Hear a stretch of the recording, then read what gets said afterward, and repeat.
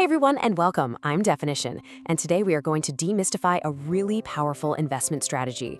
It's one that can actually turn your market losses into financial wins. It's called tax loss harvesting. I know. It sounds totally backward, right?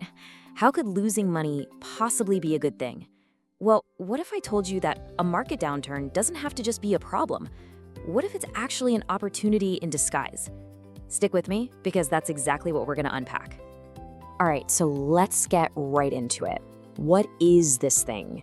In this first part, we're going to break down the core concept and see how you can cleverly turn all that market chaos into a real tax advantage for yourself. Believe it or not, it's pretty straightforward. You're intentionally, and I mean intentionally, selling an investment that's a loser in your portfolio. And you might be asking, why on earth would I do that? Well, it's to generate a loss on paper that you can use to cancel out the taxes you'd owe on your winners, or even against your regular income. I absolutely love this analogy because it paints the perfect picture. Think about it. Every time you harvest a loss, you're not just selling something. You're banking a valuable tax asset. You're gathering up these tax nuts during the market's winter that you can use for years and years to come, especially when things are going great and you have gains you need to offset. Okay, so this whole strategy, it kind of breaks down into a few key parts. Think of this as a roadmap. We're going to start with the amazing benefits. Then we'll walk through a real-world example step by step. And finally, we'll cover the super important rules and risks you absolutely need to know. Let's dive in. So, what's the real payoff here? Why go through all this trouble? Let's talk about the powerful tax benefits, because this is where you really start to see how much money this can save you. This side-by-side makes it so clear. On the left, you've got your typical investor. They sell for a profit, they get a tax bill. Simple. But on the right, our savvy investor uses a loss they harvested to shrink that tax bill, or maybe even make it disappear completely. It's the same profit, but a much better financial outcome. And this is the biggest benefit by far. Your harvested losses can wipe out your capital gains dollar for dollar. So if you have, say, $10,000 in gains, but you also harvested $10,000 in losses, your tax bill on those gains can be zero. It's incredibly powerful. Okay, so you might be thinking, that's great, Definition, but what if I don't have any gains this year? Good question.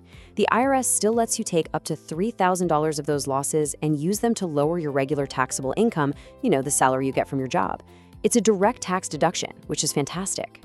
And this is where the long-term magic really happens. Let's say you have a rough year and you harvest a huge loss, maybe $50,000. You obviously won't use it all this year. Well, it doesn't just disappear.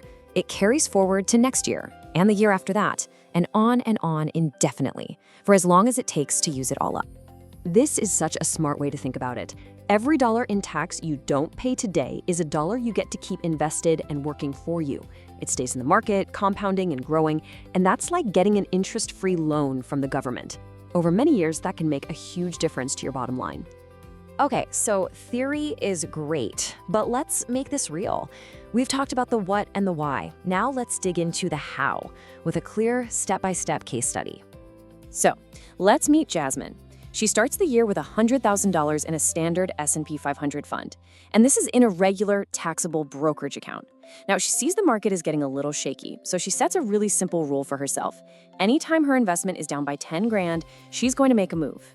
So February rolls around and the market dips. Jasmine follows her rule. She sells her S&P 500 fund and boom, she's harvested an $11,000 loss. Now, the crucial part is she immediately reinvests that money into a similar but not identical total stock market fund. She wants to stay in the market. Then in June, it happens again. She sells the total market fund, harvests another $10,600 loss, and jumps right back into her original S&P 500 fund. So what's the result of all that? Look at this. By being proactive during just 2 market dips, Jasmine created a tax asset for herself worth over $21,000. That is a huge silo of nuts she saved up for the future. And this right here is maybe the most important lesson from Jasmine's story. She didn't have a crystal ball. She didn't know where the market bottom was. And frankly, she didn't need to. She just acted on the volatility when it showed up. You don't need to be a market timer. You just need to have a plan. Okay, now before you get all excited and start selling everything, we have to talk about the rules. This strategy comes with some very important ones. It's like playing a sport. You need good offense and good defense. This next part is all about playing good defense. If you only remember one thing from this section, please make it this: the wash sale rule. This is the IRS's way of making sure nobody's gaming the system, and you absolutely, positively cannot break it. So here's the deal. When you sell an investment for a loss, the IRS says you cannot buy that exact same thing back or something they consider substantially identical for a 61-day period. That's 30 days before you sell, the day you sell, and 30 days after. If you break this rule, poof, your loss is disallowed for tax purposes. Okay, this is where the details really matter. What does substantially identical even mean?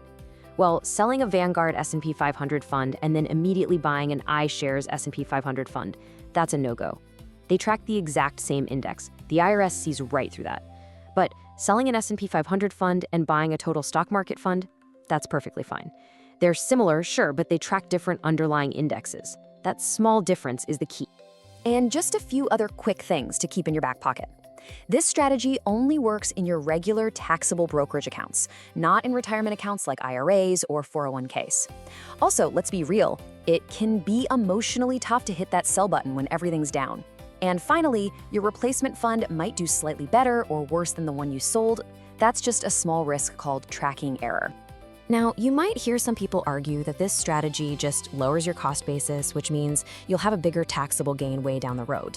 And you know what? They're right, but they're kind of missing the point. That's the whole idea. You are deferring the tax payment, and $1 in your pocket today that you can reinvest is so much more valuable than $1 you might have to pay in taxes 10 or 20 years from now. So let's bring this all home.